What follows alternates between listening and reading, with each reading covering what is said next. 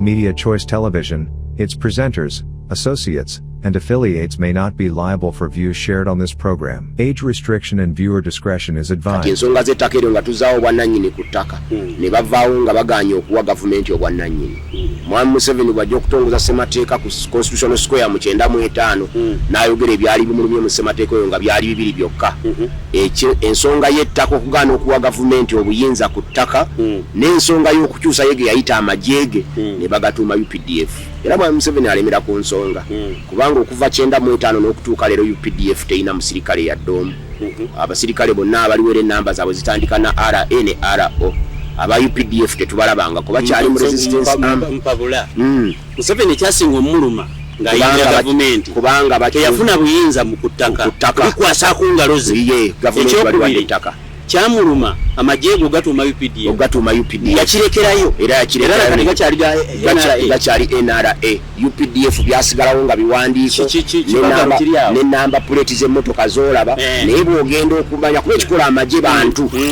Mwami Museveni bw'ayimirira ku State Square n'agamba nti okumanya kinnumye nja kugenda mu maaso. Sam Mayanja yita yogera nti kitaawe yagabana ettaka naye kitaawe Birebwe Ernest Birebwe Mayanja yagabana ettaka ebukumula hafu ya mailo n'agabana eddala kakati n'agabana eddala ekazaana mwemu ekiyinda mityana nziriramu ekigambo ekyo.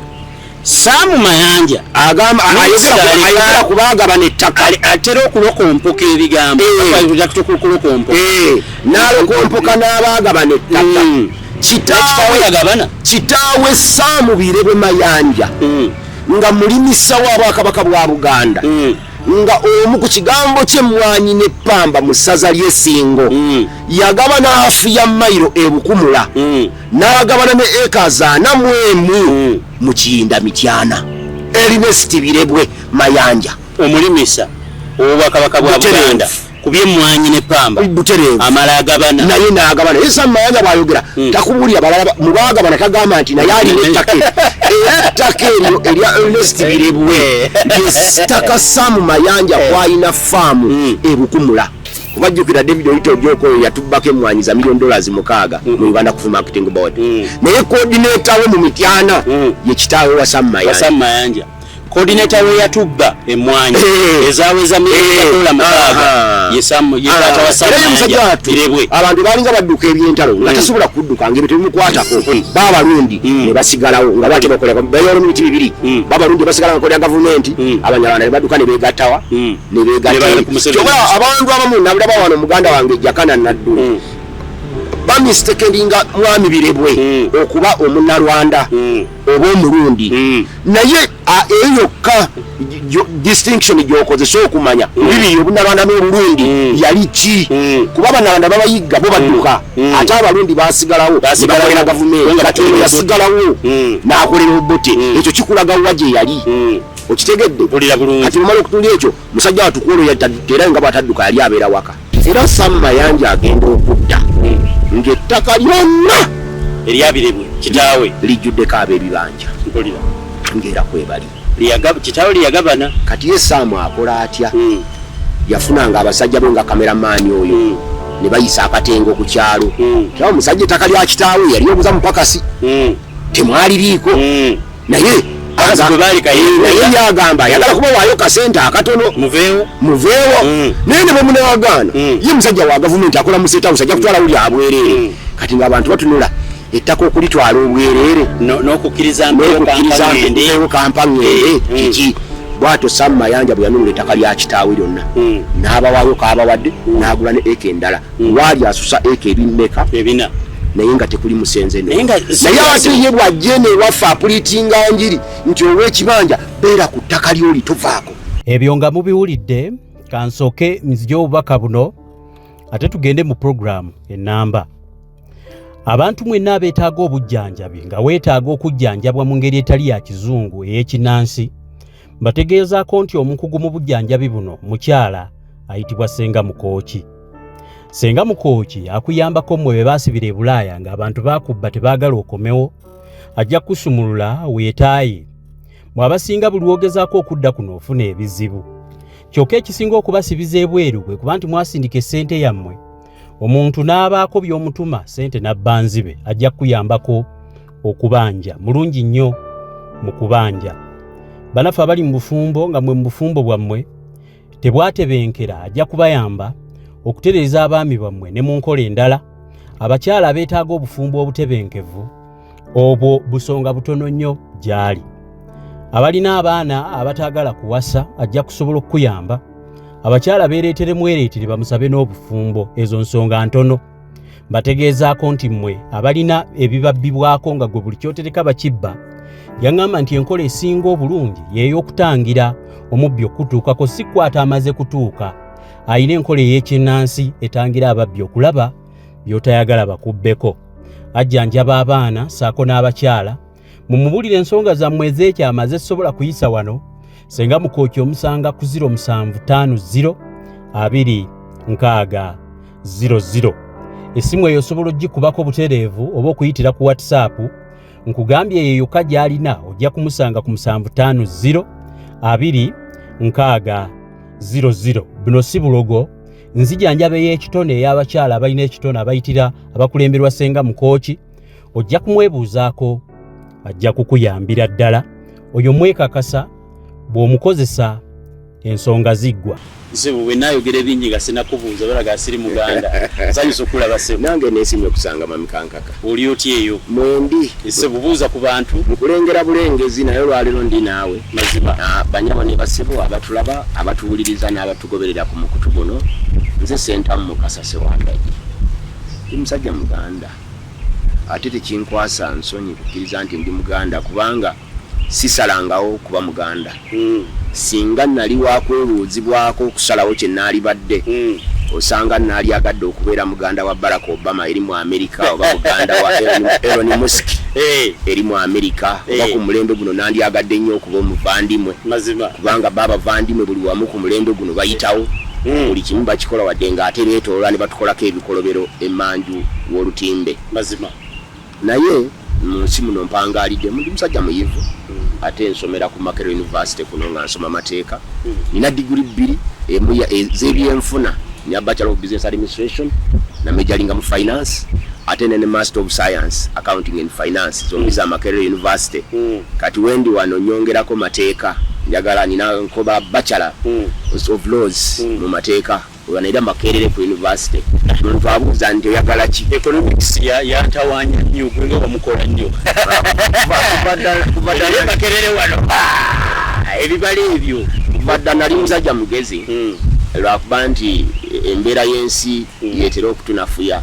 Naye Mayanja natuwire ekibuuzo kyange eky'ebyomusanvu. Okuva mu mwaka gwa 85 n'okutuuka leero rekodi yange tewali yali agimenyeewo. Nze nkyali the best candidate okuva 85 paka olwaleero. Oba tumanyi bumanya. Otoyite abagenda kuzinonga basaza. Somero lyange ndigoberera emyaka. Oba no babuuzaako nti waliwo aje yansinze. Ate simaya wokka ne mu family mwonna mwendi okuva mu myaka egyo gya 85 okutuuka olwaleero ng'ate balina bali so advanced. Nafuna obubonero bwange butaano tennabaayo yabufunye. So Ssewandagi musomye. Ebimu bitwangwira tusoma lwa nsonga emu nti bw'osoma kino ky'osomye n'olaba nga tekirina gye kikutwala obanga embeera y'ebyobufuzi ekulemesezza n'ogamba nti kanzireyo nsoma amateeka kuba emirimu gyange egisinga obulungi kati giri ku ttaka. Emisango n'ebizibu ebitudde ku ttaka. Mazima. Kati okukwata looya kankaka omutwale mu mulimu nga yagenda kuyimira buyimirizi maaso ga mulamuzi na kubiwandiika na kubipresenti geri mulamuzi ate n'omusasula obukadde 10 nga gwe wali badde osobola okukyekolera obukadde obwo 10 n'obusigaza. Akisomya asinga. Akisomya akisinga kasita omutwe gubanga tolina mboga. Mbazima. Kasita obanga olina omutwe gwolowooza nti gujja kubaamu ebikola. Njagala ontwale mu kulondebwako ng'omukungu wa Ssaabasajja Kabaka ku Central Civic Education Committee. Omwaka ogwo gwali gwa 98. President Museveni si 98 njagala kuzayo ku isole mabega 95 nga balonda bakola semateeka. Emu ku nsonga ezaaliko Kalumanywera yali nsonga yataka. Kituufu. Jjukira mu budde obwo waliwo Land Reform Decree ya 1975 Idi Amin we yali ajjiddewo ebyapa byonna ku ttaka ng'agambye nti ettaka lyakufunibwako liizi ate nga Uganda Land Commission yezigaba. Kati Mwami Museveni wajja mu 85 n'agenda mu process etukolera ssemateeka owa 95 mu ssemateeka oyo ne bazaawo obwannannyini ku ttaka Constituent Assembly. Yes, Zoyogerako. Butere Constituent Assembly yateekateeka ssemateeka. yateekateeka ssemateeka kalumanyire yamukola ensonga za ttaka. zaali nsonga za ttaka. Tugende maaso. Kati ensonga z'ettaka eryo nga tuzaawo obwannannyini ku ttaka ne bavaawo nga bagaanye okuwa gavumenti obwannannyini. Mwami Museveni bw'ajja okutongoza ssemateeka ku Constitutional Square mu 95 n'ayogera ebyali bimulumye mu ssemateeka oyo nga byali 2 byokka. Ensonga y'ettaka okugaana okuwa gavumenti obuyinza ku ttaka n'ensonga y'okukyusa yege yayita amajeege ne bagatuuma UPDF. Era Mwami Museveni alemera ku nsonga kubanga okuva 95 n'okutuuka leero UPDF teyina musirikale yaddoomu. Abasirikale bonna abaliwera ennamba zaabwe zitandika na RA ne RO. Aba UPDF tetubalabanga kuba kyali mu resistance mpabula. Museveni kyasinga omuluma ng'ayingira gavumenti kubanga teyafuna buyinza mu kuttaka bikwasa ku ngalo ze. Gavumenti baliwadde ettaka kyamuluma amajeego gatuma UPDF yakirekerayo era yakati gakyali NRA. UPDF byasigalawo nga biwandiiko n'ennamba puleti z'emmotoka z'olaba naye bw'ogenda okumanya kuba ekikola amaje bantu abamaje abagalimu kati abamaje kati emmotoka naye bo abantu ennamba zaabwe za NRA kuba zitandika na RA balegula ababulijjo ne RO ba officers. Bw'oyogera n'abaasoma oyiga bingi ekyo mbadde sikimanyi nti nange bulijjo ndaba namba plate nezaba veteran I mean namba z'amagye zitandika na RA ne RO nga kitegeeza amini yatuleka ku Uganda Army nga namba z'abamagye zonna zitandika na UA era n'Obotewo yatuleka awo. Museveni bw'ajja n'ajja ne NRA. That's why y'omulaba nga resistance officer namba emu naye ng'ate amagye tegatandikira ku ye kubanga amagye twatandika n'amagye ge bayitanga KAR King Israel Rifles. Kati namba z'abamagye zaali badde ziveeyo zaali badde kesi nga bano ba Museveni kati twali badde nga tukyuka tugenda ku ndala nga bali basigalawo naye kati kyova olaba nti omusirikale w'eggye lya Uganda namba emu ali Museveni era n'abamulinaanyaawo obunamba bwabwe bwebukola kati RA etegeeza resistance officer kati Museveni ye resistance officer namba emu. Kati ekyo bwakivaako n'agamba ekirala nti ekimufuukidde ekizibu ttaka. Aba CA baganye okuwa gavumenti obuyinza ku ttaka kubanga bakola ennyinga ya ssemateeka bagamba e237 bagamba nti ettaka mu Uganda ly'abannayuganda banaalibeerangako n'obwannannyini nga basinziira mu nkola zino wammanga. Ssemateeka awo enkola nnya ez'okubeera n'obwannannyini ku ttaka. Osobola okubeera n'obwannannyini ku ttaka ng'olina ekyapa ekya mayiro, osobola okubeera n'obwannannyini ku ttaka ng'olina ekyapa ekya liizi, osobola okubeera n'obwannannyini ku ttaka ng'olina ettaka erya customary nti mwewammwe ettaka lyammwe muli obwannannyini teriba bwannannyini lwakyo nti si lya muntu lya kika lya community. Ero biri nnyo mu bakigendo mu bakyoli ebiri oba osobola okubeera n'ekyapa ekya freehold. Zenkola nnya ezaali ziteekebwako okuba n'obwannannyini ku ttaka. Mwami Museveni bw'ayimirira ku State Square n'agamba nti okumanya kinnumye njagenda mu maaso. Kati wansi w'ennyinga eyo mwalimu akawaayiro akagaakogera kuba batondawo abasenze ku bibanja. Kasooke nkubuuze Museveni ebiseera ebyo ng'akutte entebe yali daalingi w'abantu kyetwogerako abantu bamwagala kyetwogerako bano abaamuwakanya obutamuwa ttaka baali tebamwagala kubanga ebiseera ebyo Museveni nga kyayagala kyekiba bakirowooza batyo obutaddira ttaka ddiwa gavumenti. Ensonga eyo Museveni agifunamu interest ng'ate bamaze kukola ssemateeka kati ng'ajja okumutongoza. Wali yali alabye nga bye bakoze byebyo nga birungi kubanga eri Land Reform Decree obuyinza bwonna ku ttaka yali yabusa mu Uganda Land Commission. Ng'era omuntu waddembe okugyewo omwami kankaka eyo gy'olina square mayiro yo n'alaba ettaka etalina kye likolebwako n'agenda mu Uganda Commission mu Uganda Land Commission n'alisaba era ne bali mukubira mulimpe nasanze kiri awo ne bali mukubirako ekyapa era ffe twalina ettaka lyafaawo Maganja ku lusozi Mawu kw'Embeera ensonga yokka gye twaliyambibwa okuggibwako okulijja ku Yaffe Sigezi yali alifunyeko ekyapa yali emu nti akawaayiro kaali kagamba tosabe ettaka awali abasenze kati nga ffe tugamba nti Yaffe Sigenza agenda okusaba ettaka eryo nga ffe kwetuli jjajjange Maliko Nyanzi Serwanga yali musenze ku ttaka eryo era eyo ground kwe basinziira okusala ekyapa era jjajjange yajjayo bujja busuulu tiketi za busuulu n'alaga nti abaddeko ng'era awana obusuulu bano batadde mu Constituent Assembly bakubye constitution ettaka bagambye n'abali abaki Abannayuganda era balifuna mu nkola ezo bakoze nnyonnyodde eyinga 2037 egamba land in Uganda belongs to the citizens of Uganda and shall vest in them in accordance with the land tenure systems provided for in this constitution.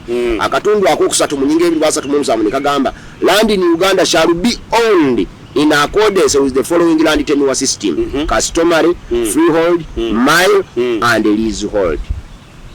Shall land in Uganda shall belong to the citizens of Uganda. Kati olaba nga bola yakuzaawo nga tugenze mu maaso nga bola abogenda Tanzania. Land in Tanzania belongs to the President of the Republic of Tanzania. Ettaka mu Tanzania lyonna ya president wa Tanzania yasalawo yenna nyiniryo kati ndoza akawaayira ako Museveni yayagala Museveni yalwanye Tanzania naye kyewuunyisa Tanzania nga ababedde abaali basinga mu Museveni bwe badde nga ayagala twalina ba Professor William Musendiza Kajumi nga kumbi bonna baalina ettaka nga tebayinza kukkiriza akawaayira akagambe land in Uganda shall belong to the president like Tanzania gye yakulira so kakati ekyo kyali tekisobola kugira kukola kati Mwalimu Museveni bw'atandika okulwana n'ekyo n'agamba nti nja kuteekawo etteeka okulaba nga nze ettaka ndikola ki nze ndifuga kati Mwalimu Museveni mu mbeera eyo n'ateekawo etteeka ly'ettaka erya 1998 teeka eryo lyali 1998 omanyize ngondaba ne blue file n'olaba ne kompyuta nga weeri wano n'olaba n'akatabo kano akabbulu kano omanya nti ensonga zikwata ku ttaka zikwata ku buganda bamuyita Kyasanku namulaba Kyasanku yannyonnyola ebintu nagenda nkakasiza nti byebituufu oze ne bwino bingi yabinnyonnyola kifuula nnenge yannyonnyola ebigambo bye nga abinnyonnyodde mu nkola ey'ekifuula nnenge kati 98 Museveni alayira agamba kanoonye kati mu 98 era asinzira mu nyinga 2037 akatundu akomwenda kagamba within 2 years after the first sitting of parliament elected under this constitution parliament shall enact a law mu myaka ebiri nga constitution emaze okukolebwa parliament yateekawo etteeka likola ku nsonga 2 regulating the relationship between the lawful and the bona fide occupants of land referred to in clause 8 of this constitution and of this article and the registered owners of that land. Clause 8 yali egamba ki upon the coming into force of this constitution and until parliament enacts an appropriate law under clause 9 of this article the lawful or bona fide occupants of my land freehold or leasehold land shall enjoy security of occupancy on the land. Ati tutunulire ki batugambye nti ettaka tuli owninga mu biti bimeka naye kana akawaayiro ba bona fide lawful occupants kaba kuliyetinga ku ttaka lya biti bimeka ekyokuna tekaliteekako kaba kuliyetinga kuje bayita mairo land era tusinga dali wano obungi mairo ne kagiteeka ku freehold ne kalisa ne ku leasehold kati bali aba customary abali owninga nga bo abo sebo tebabalumba era tebagamba nti okukuliko bona fide occupant naye bona fide occupant customary ekika kyaffe kirina yeryo lyo tebabalumba naye bona fide occupant ono gwe bagenda okuteekawo gwe bakuliyetingawo bamuteekawo nga bagamba nti omuntu abadde ku ttaka ly'omuntu okumala emyaka 12 okuva mu mwaka gwa 1983 ajjanga kuba n'obwannannyini ku ttaka eryo naye weebuuze 1983 ajja kuba n'obwannannyini okutuuka ku ekyo nti ajja kubanga lawful or bona fide occupant mutaka eryo nawe abajjukira nti omwaka gwa 83 gwe mwaka gwe battiramu Kagwa eyo mundu yaffe ogijjukira kyalina mu nsiko Apollo Kagwa waliyo Kagwa mu nsiko eyo ng'abantu bagiyita na mundu yali omu ku ludda lw'abayeekera abalwanyi kati munda mu bayeekera nga Kagwa afunye ettutumu ly'amaanyi ate benyini ne bamwekubira amasasi ne bamutta sikiinaako bujulizi saaliyo bamutta ssaawa era tosobola kuba nabwo bamutta ssaawa nga zino bweziti akawunge ssaawa awo zigenda okuwera nga 9 omulenzi yali mutongo oyo kameramaani n'ayita mu kyalo ng'ava ekikuba nnimba ng'adduka dda ku lugogo ng'agamba nti abantu mwenna ssingo olowooza nti wakiki sebenkeera amagye ga Obote ne gawaguza mu lugogo kuba Kagwa yali akuuma mu lugogo kati abantu ogwo omwaka gwa 83 gwe mwaka gwe baddukiramu ne bava eruweero ne bagenda Ssingo ebibanja byabwe ne babireka ttayo ne badduka bwe babireka ttayo abaali abawagizi ba gavumenti y'Obote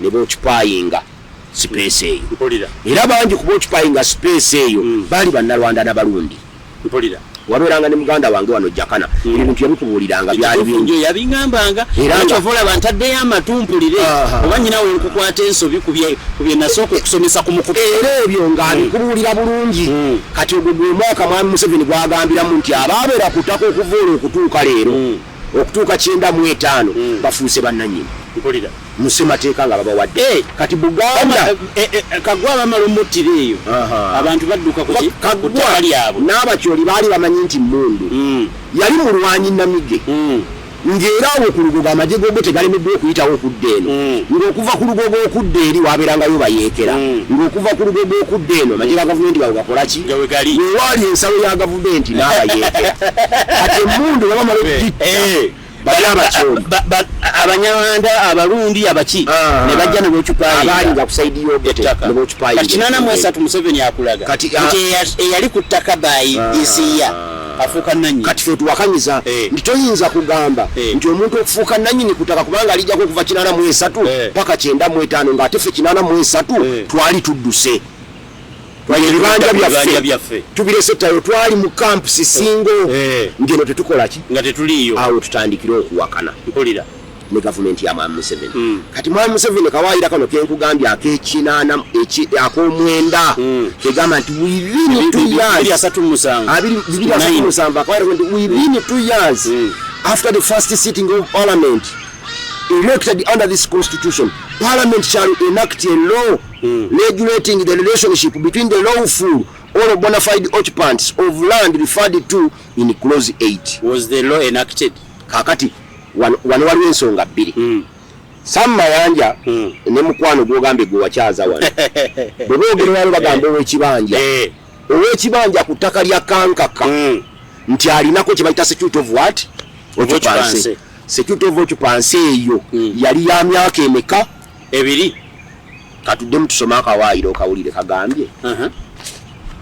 Within 2 years after the first sitting of parliament, Linda ko katudde waggulu, upon coming into force of this constitution, akawaayira ko 8 nga constitution etandise okukola, and until Parliament enacts an appropriate law, n'okutuuka nga Parliament etaddewo etteeka eryetaagisa under clause 9 of this article, mu kawaayiro 9 ak'obuwaayiro bunene we, the lawful or bona fide occupants abaliwo mu mateeka ku ttaka of mayiro land, abali ku mayiro, freehold, freehold or leasehold, oba abalinako liizi, shall enjoy security of occupancy on the land. Bajja kunyumirwanga okubeerangawo nga tebakubiddwa ku mukono.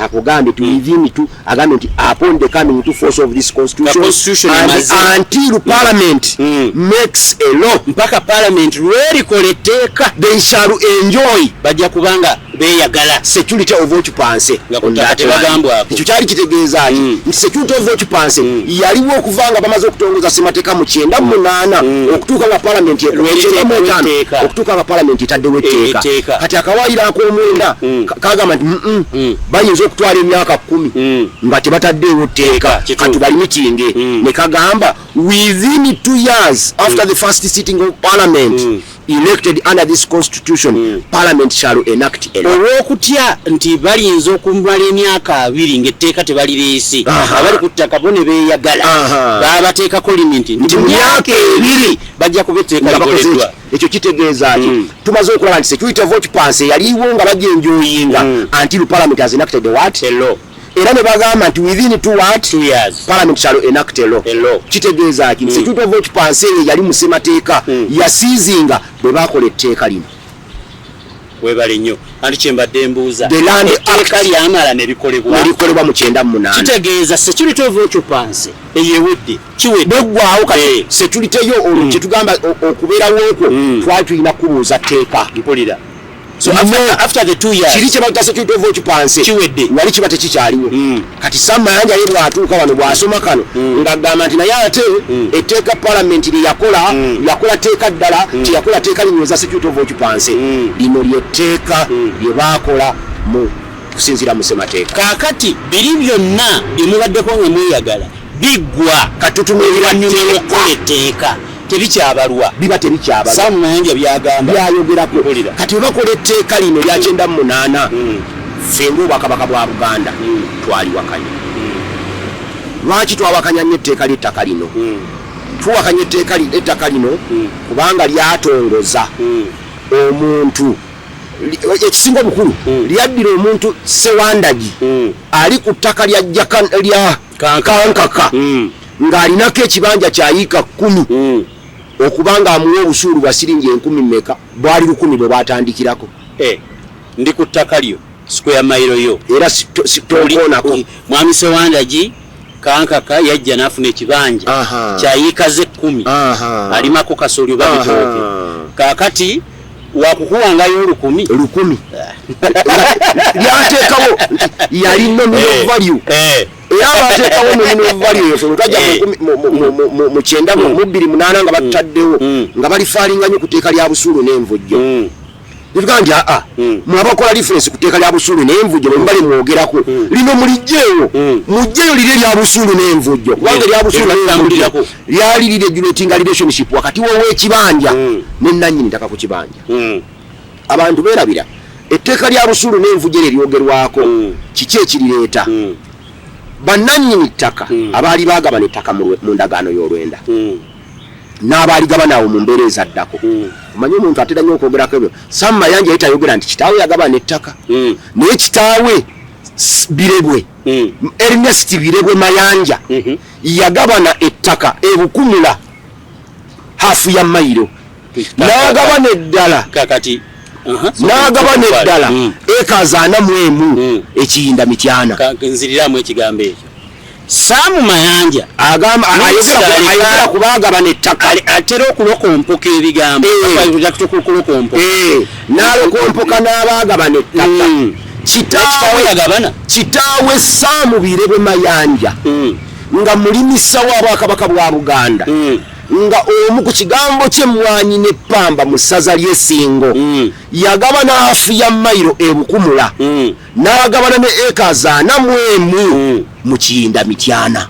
Ernest Birebwe Mayanja omulimisa ow'Obwakabaka bwa Buganda ku by'emmwanyi n'eppamba amala agabana naye n'agabana. Esa Mayanja bw'ayogera takubuulira balala mu baagabana tagamba nti naye alina ettaka era ettaka eryo erya Ernest Birebwe ly'ettaka Ssaamu Mayanja kw'alina faamu ebukumula. Ettaka eryo Ssaamu Mayanja yayongera n'aligula n'alyongera nako lwali kati asusa eka 10,000 ebimeka ebina. Kitaawe wa Mayanja yafa ddi ku mulembe gw'Obote lwakasiisi bw'ayisa fatuwa ku bannalwanda kuba baali bamaze okwegatta ku Museveni. Jjukira mu bifo ebyo Ssingo twalinangamu abantu ba bika 2 twalinamu abannalwanda n'abalundi. Kati bo abannalwanda ne badduka ne bagenda ne beegatta ku Museveni mu nsiko.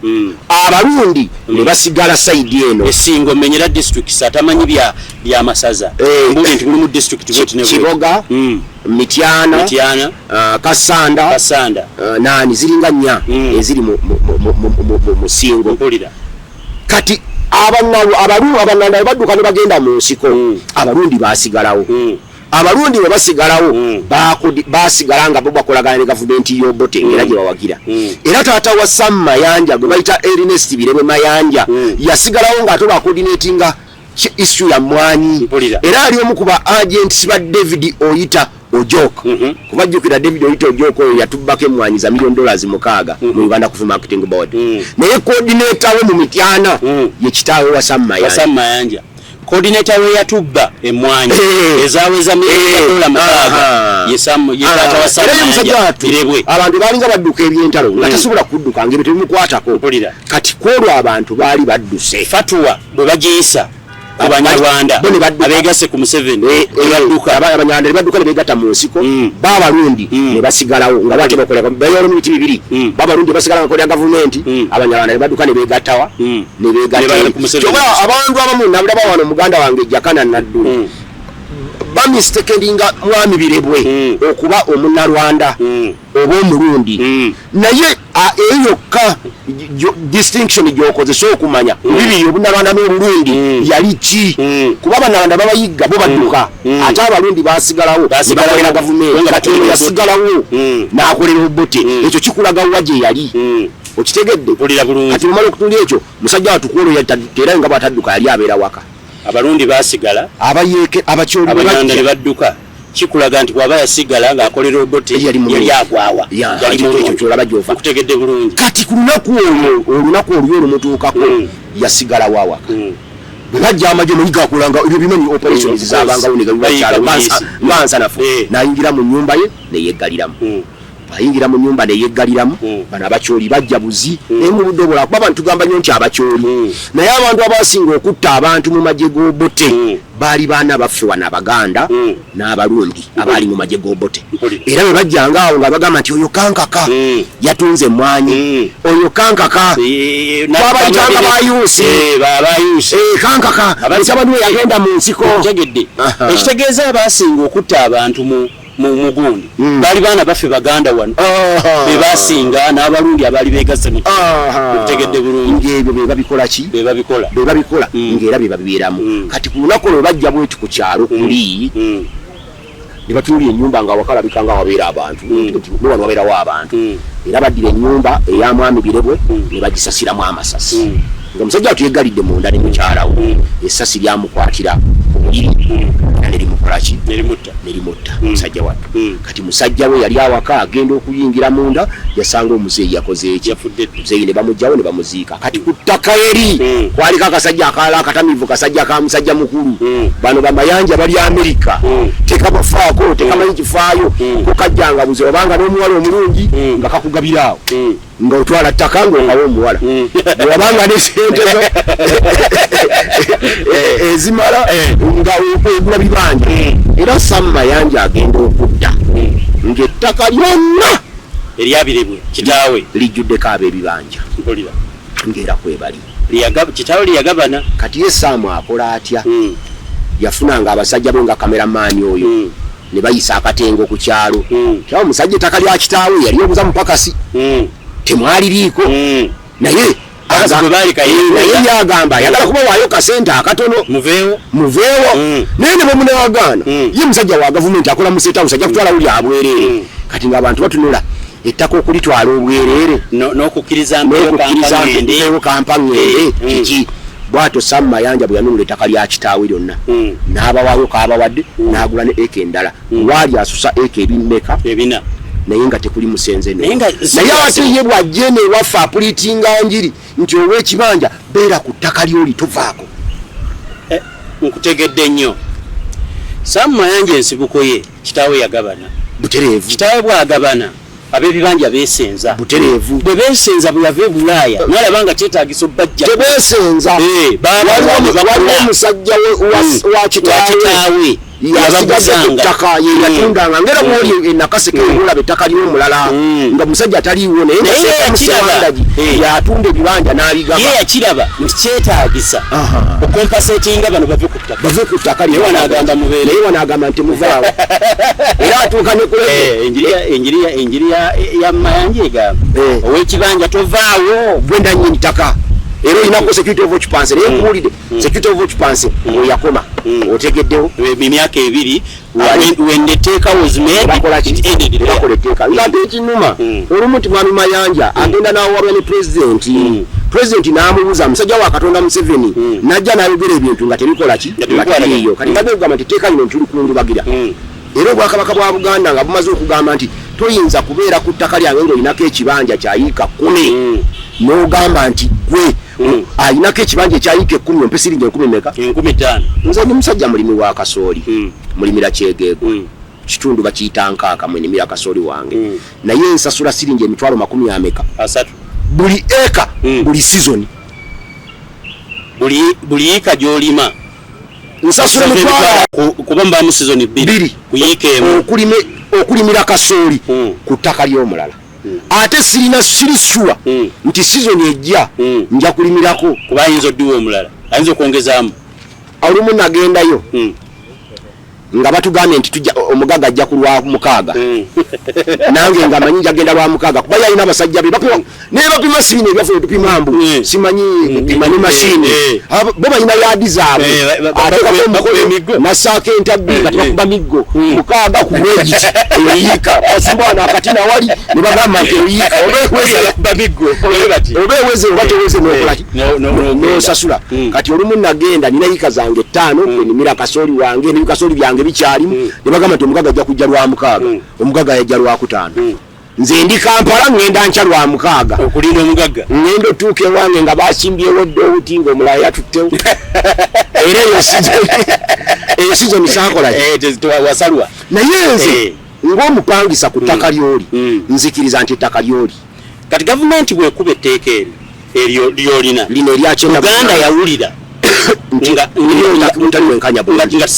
nga siri enkanya yes kabaka kyava ateekawo civic education nagiteekawo balangirira kwolwo balangirira kwekalakaasa tutambuze bigere nga twesibye bimyu nga tetulina kye twambadde era nze natambula okuva emaganjo mu kanzu yange nga ndisibyeko olubugo paka ku Bulange ne tukungubagira etteeka lino wadde bbi nnyo nga bwe nkugambye mu mbeera eyo nti litondawo obwannannyini obuli mu bigambo ng'ate tebuliiwo kubanga ssemateeka agambye nti obwannannyini constitution kyegamba wano bwe bakola liri etteeka ate mulitunulamu lyeteeka lyalifeya nnyo lyeteeka lyalirize ku regulatinga enkolagana y'ow'ekibanja n'ennannyini ttaka naye mu kugiregulatinga etteeka lyagiregulatinga bubi nti lyateekawo omuntu okuwa nomino obusuulu obw'essiringi 10,000 lwe twalaba nga tulina makulu abuwadde tulina ngeri emujjawo bwenkugerageranyiza nti nze bwe mbasasula emitwalo 60 ekyegeegwa kinkosa nnyo gwejjakana okumanya gwe kankaka okubeera ku ttaka lyange nompa siringi lumeka 10,000 nga eyali badde alipangisa obupangisa ampadde ampe emitwalo 3 season kati fawe twali tugambira nti lwakiri bakomyewo etteeka ly'obusuulu n'envujjo lye baba bakolamu amendment lwakiri n'etteeka ly'agira busuulu n'envujjo abantu balogabana ettaka gye navudde n'enkulaga nti tata wa Mayanja n'agenda eri n'afuna ettaka abantu bwe baagabana ettaka baateekawo omusolo ng'ettaka tolina kubeera nayo aido ng'olina okuba bwafunanga ettaka ng'ate olina okuvujjirira embuga kati nga balina ettaka tebasobola kuvujjirira mbuga oli kyeyavanga aleeta abantu ttaka lye basobole okulima lyabalobole kati lyabalobodde ate kwajja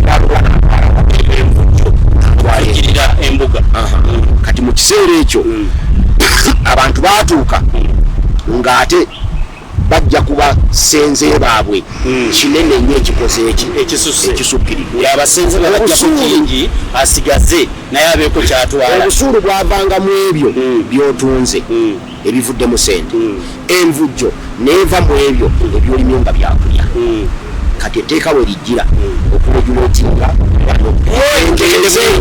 obusuulu waguwanga omaze kutunga sente gyofunye ku byotunze envujjo byesigaza okulya ebisigaza tukozesebwa kujja envujjo owanga yeri kati mu mbeera eyo etteeka eryo kwe kulireeta okwekandagga kuno okwekalakaasa kwe muteekawo tutambuza bigere mutambuza bigere mutuuse tukolimira tteeka tuli kungubagidde ng'ezimu ku nsonga ze twali tunyonyolako zeezo kubanga etteeka lino lyo bwe lijja linyweza lawful ne bona fide occupants ku ttaka terikoma ku ekyo likyusa ne liizi li mu nnyingo yaalyo eya 28 ligamba nti conversion of lease into freehold any lease which was granted to Ugandan citizen out of former public land and was subsisting on the coming into force of this act may be converted into freehold if the body is certified that the following conditions have been complied with,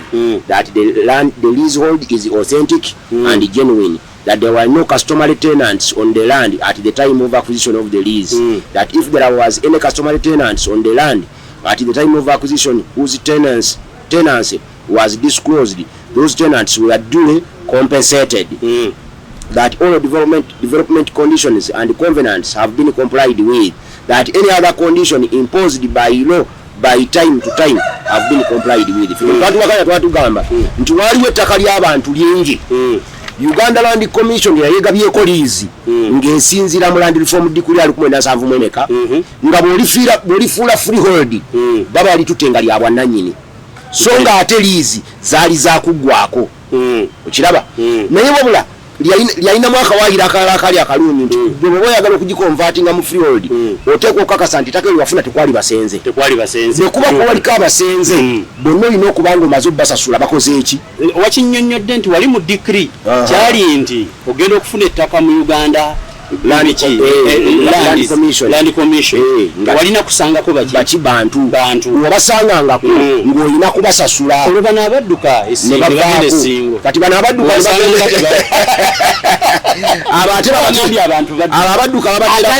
abadduka abaterako mu nnyingo ya 29 the meaning of lawful and bona fide occupants.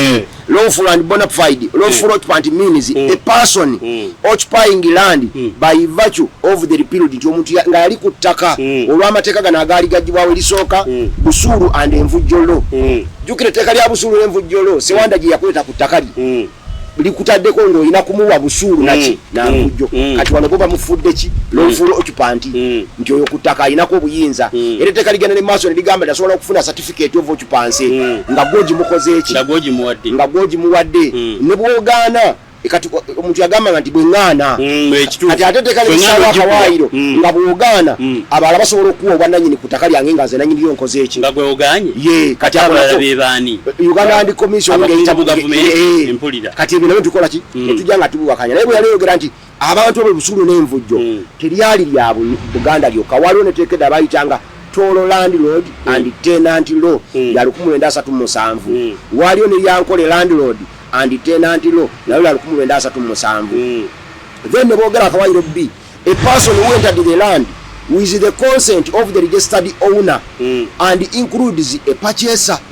nga wajja ku ttaka nga nannyini ttaka akukkiriza ekyo kyali kigamba nti ng'atwaliramu n'eyaligula eyaligula nannyini ttaka yamukkirizanga atya Ssewandagi bwe yabeeranga n'ekibanja ku ttaka lya Kankaka n'agenda akiguze mu Kiibi nga mukibi bw'ojjoggula nga Ssewandagi akutwala amutwala ewa Kankaka nannyini ttaka ne bamuwe ekkanzu ye na Ssaako n'omukono ku ndagaano ekyo tekyali kibi kubanga yali enkola yaffe era bwe twali nga tugira ki tukola kati ne ligenda wansi ne lyogera ate ku bona fide occupant a person who before the coming into force of this constitution had occupied and utilized or developed any land unchallenged by the registered owner or agent of the registered owner for 12 years or more, or had been settled on land by government or an agent of government which may include a local authority.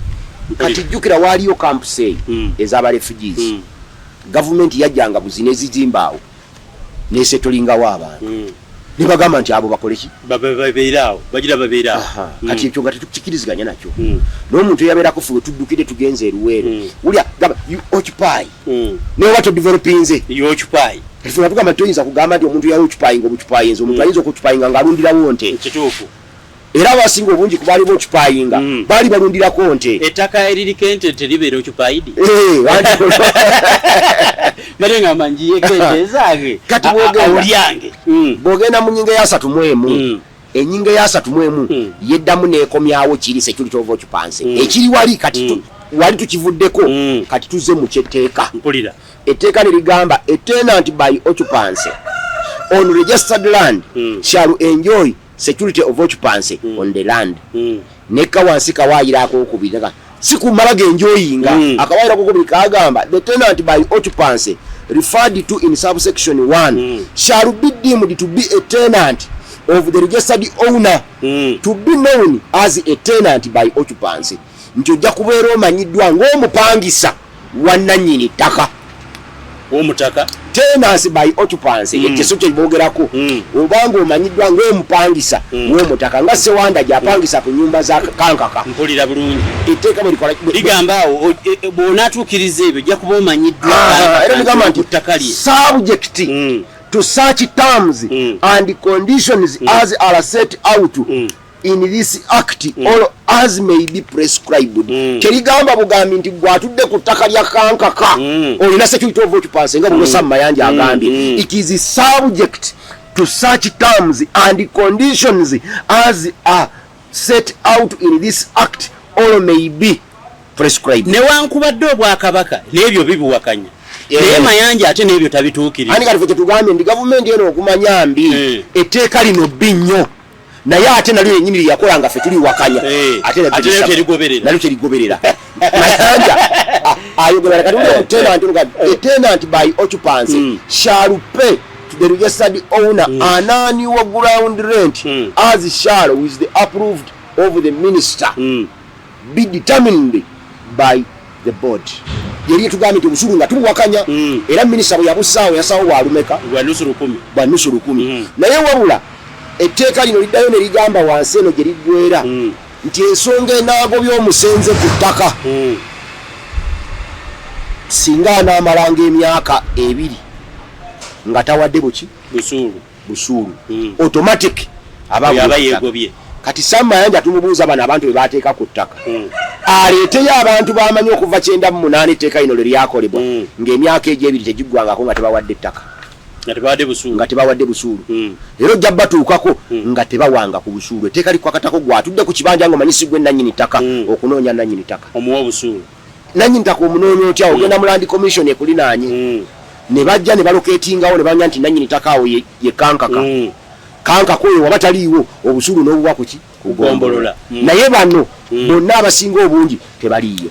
Kati mu tteeka lino mwalimu ennyinga endala eya 35 ennyinga eya 35 eyogera ku transactions zetukolera ku ttaka nga yali watandika naye 34 a tenant by occupancy may in accordance with the provisions of this section assign sublet or subdivide the tenancy with the consent of the landowner.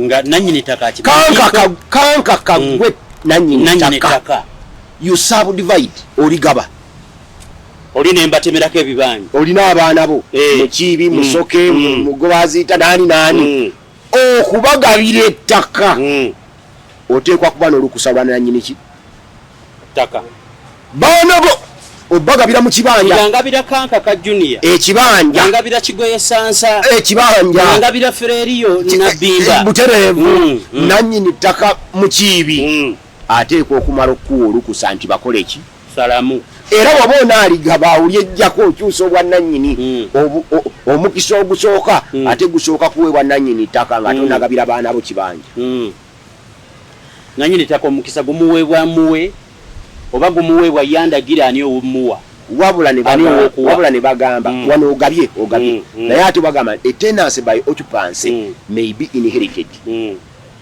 basobola okusikira obusenze bwo ekituufu kati kitegeeza ki bwebubeera inherited toteekwa ku subdividinga bwe mba nasikira bisikire ate nze sigaba anti buli subdividinga olwo tobusikidde okuva ku ggwe watenanse bwo omulala addamu okufuuka nannyini alina kubusikira kuva ku ggwe mpulira so si kugamba nti taata yampa kati abasinga obungi betusanga ku bibanja eyo gye bali wano jjajjange yeyampaawo wano taata wange yampaddewo kaakati n'ogenda mu nnyinga eya 35 option to purchase a tenant by occupancy who wishes to assign the tenancy shall, subject to this section, give the first option of taking the assignment of the tenancy to the owner of the land.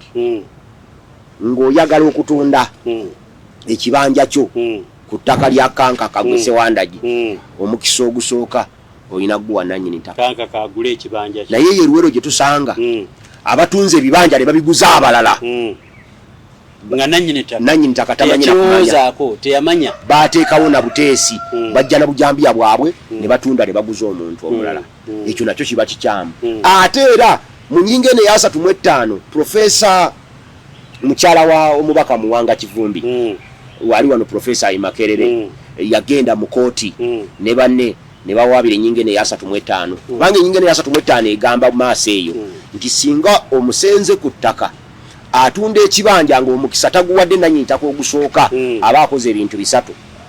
Ekisooka aba azizza omusango gwa naggomola era bwe gumusinga asibwa. Ekyokubiri aba ekibanja kye akyeggyeko. Omukisa gw'okuba nti nannyini kibanja kasaakiguza oli guba gumufudde era ekibanja kiba kiddire nannyini ttaka. Ekyokusatu obuguzi obwo Ssewandagi ow'ekibanja ku ttaka lya kankaka bwe yaguza oli buba bufu. Amuddiza ssente ze oba beesootinga. Bwekasoba nga watunda nga otategedde ekibanja nannyini ttaka etteeka likimuwadde ku bwereere talina kakuwaddeyo. Mwami Sentamu kantegeere bulungi nnyo mu tteeka eryo Buganda eriwakanya ng'oggyeko ekyokuba nti nno eyajja n'asengako akuwa obusulu bwa nusu 10 ng'era ekyo kintu kibi eri abantu bannannyini ettaka. Kano mu ntalo abantu bwe badduka abeeyiwa ku ttaka lya Buganda ne beeyiwako, ekyo kyali kibi kubanga ono abakukusa, ndaba nga ono abakukusa abawa era alina section y'abantu bagatenga abaali mu gavumenti eyitubonyabonyakeko bawadde ettaka abatayina batubonyabonya ne tudduka ne tugenda mu zikampu tugenda okudda nga waliwo abayiseeko kati abateekako lwampaka batuweeyo kale lyali liryo naye bakuweeyo 10. Naye waliwo bino nti ate bwakitunda tekitukolera kubanga tuli omuntu akuwa 10 ate ye ekibanja ajja kitunda biliyoni namba naye nga yakuwadde luki abulijja kuwa 10 naye ate ye bw'aba ayagala genda akwate miliyoni z'ettaano. Kati etteeka limugambye nti bw'oba watunda ekibanja nga nannyini ttaka tewamwebuuzaako kiddira nannyini ttaka, ekibanja oludde kyafuuka kya nannyini ttaka. Kati eyakigula ajja kuwawabira musango omuwe ssente ze kwe yakigulira. Ekyokubiri ozizza musango gwa naggomola bagende bakusibe. So bw'oba onaatunda ekibanja jangu wakanga kuŋŋambe tuwaaye muzeeyi tunda ekibanja kyange ekibadde ku ttaka lyo nkugambe nti ninamu kankikuguleko. Kati buuza abo abalina ebibanja eyo mu kyalo faffe gy'oli nti gwalina ekibanja kino ku ttaka lya kankaka wakigula kwani? Jjayo endagaano yo omulimu omukono gwa nannyini ttaka kankaka kweguli bw'oba wagula ekibanja nga ku ndagaano yo omukono gw'ettaka gwa nannyini ttaka kankaka teguliiko eyo oli mu mpewo kubanga ne yakuguza ekibanja takyali nannyini kyo. Kati Buganda ng'oggyeko ekyo biki bye musinga obutaagala mu tteeka eryo? Oggyeko envujjo, oggyeko abakulaba. Nakulaze kiri okuteekawo bannannyini kibanja naye nkulaga kiri okuddira ettaka lyaffe lye baafunako liizi nga ffe tetukkaanyiza nabo n'olibawa bali baddembe odifulo erya freehold okitegedde. Kati ffe tugamba nti ffe kitwatwagala lina ettaka etteeka lyo linyweza ow'ekibanja nga ffe tugamba nti ekibanja mu lulimi Oluganda kye kimu ku bintu ebisinga okuba ebibi kubanga kiba kikubanja buli kaseera olikibeerako ne bwolifoma ng'ate ffe tetwagala bakubanje ne tugamba nti wadde etteeka bbi katugire akawaayiro kaalyo namba 36 akawaayiro k'etteeka namba 36 kogera mutual agreement between a tenancy by occupancy and the registered owner. Newankubadde bbi naye at least katugyeyo kali akawaayiro a registered owner and a tenant by occupancy may mutually agree that the land in which a tenant by occupancy has an interest be subdivided in such portions as the parties may agree with each party having exclusive occupancy all ownership of such portions as may be agreed, or that the parties become joint proprietors of the land, either as joint tenants or as tenants in common, and where they agree to be tenants in common, the share of each in the land on such terms and conditions as they may agree. Kana kwati kyewabulira olinga mwa Museveni agamba nti nera ne Mayanja abyogera nti biriyo ebyokugabana bimenya mateeka neteeka sinze nalikola ete awo kategeeza ki mu Luganda kana akawayiro kagamba Ssewandagi ow'ekibanja ne kanka kananyini ttaka basobola okutuula ne bakkaanya ne bagabana ettaka bayinza okukkaanya bagabane kankaka ow'ekibanja ow'ettaka atwaleko ku eke 10 atwaleko 7 Ssewandagi ow'ekibanja atwaleko 3 nga zakyapa ngazize basobola okukkaanya nti awo nagera nti kyalina kibanja afunye ettaka obwakabaka bwa Buganda bugamba nti kiri kye bayita ekibanja ffe tetwagala kibe nga kikubanja nkutegedde bulungi era tetwagala mu nsi etteeka bwe limala onyigiriza obwakabaka bwa Buganda bukitunuulira nga bugenda kukuuma abantu baaliyo n'ebibabanja obulamu bwabwe bonna ne ligamba ntiwadde etteeka bbi naye atirisiti tukanye n'akawaayi akagamba nti nannyini ttaka basobola okugabana nannyini ttaka n'atwalako n'owekibanja n'avaako ekimubanja n'afuuka nannyini. Mayanja ye bwajjanga agamba nti awo ekibanja gw'osingako kubanga olina security of occupancy ng'oli tagirina. Waliwo enjawulo wakati wa security of occupancy ne ownership. Kituufu. Security of occupancy ye muntu gwe wali badde ogamba nti bw'obeera mu nnyumba yo awaka n'ozimbako ekikomera n'okiteekako sseŋŋenge n'oteekako ne geeti n'oteekako kamera nti okubaawo okwo munda mu kikomera oli sekiwa. Mpulira. Naye tekitegeeza nti awusigaalo bw'abeera munda mu kikomera ng'ali sekiwa afuuse nannyini nnyumba. Ate si kyo kitegeeza. Kati ye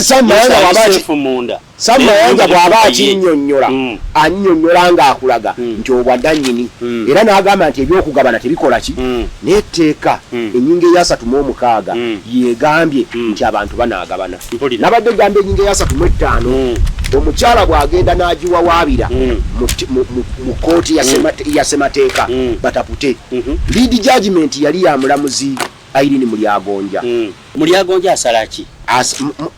Olwo mukyala atwala omusango mu kooti ng'agamba nti akawaayiro kano kakontana ne ssemateeka bwe kagamba nti ow'ekibanja bw'atunda ekibanja kye nga tawadde nannyini ttaka afuna omusango era afuna n'ekibonerezo ng'ate nannyini ttaka ye bw'atunda ebyo tteeka teribimuwa. Kati ensalawo y'omulamuzi emalayo n'egamba nti enkolagana wakati w'ow'ekibanja ne nannyini ttaka efaanagana n'omupangisa Ssentamu Ssewandagi ku nnyumba za kankaka era ennyula lwa kintu eki busuulu.